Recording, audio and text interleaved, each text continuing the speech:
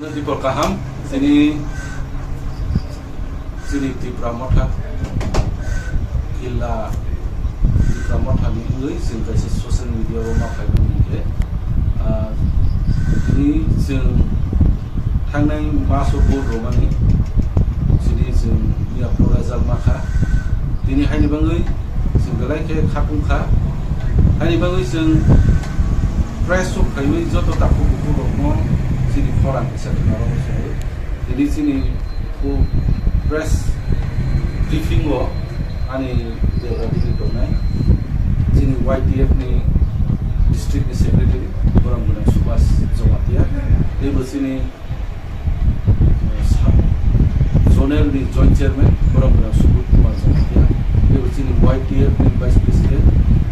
district ni dia bersini yang dia ada di sini EWF Block Committee President Block Committee Secretary they will see YTF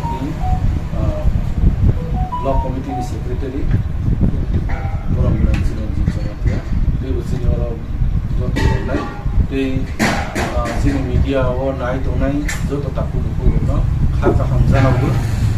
thangnai maso sing board mani finally guduk mana naisingma pore sing result makha sini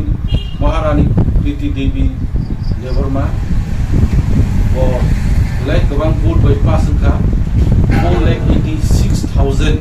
margin lead khabi pasangkha table sini West ni orang guna Biplop Kumar Dev over 6,11,000 vote by applying kha lead khaika tini haini bangui joto vote ronai dokno pilao kha ka hamjana bu tiro apply khaiwi vote romani bangui tini chini je Tripura Motha ni nahormung je jeng chini ma thairo constitutional rights dono nawani ni without any doubt bubagrano bisasawai chu vote roimani finally chini resolution bukha the margin by lead femini Tripura ni haso common biggest margin I think Bharatborsh ni tani election no lead femen bisingo one of the topest lead khaisa almost fruits BJP kaisa ke asung yang kabu Tripura Motha je to orang yo daijak hai bang lead belai koto tabo central government je donai ro oro wasok thai buskan salo sini constitutional rights no one bang tabo road map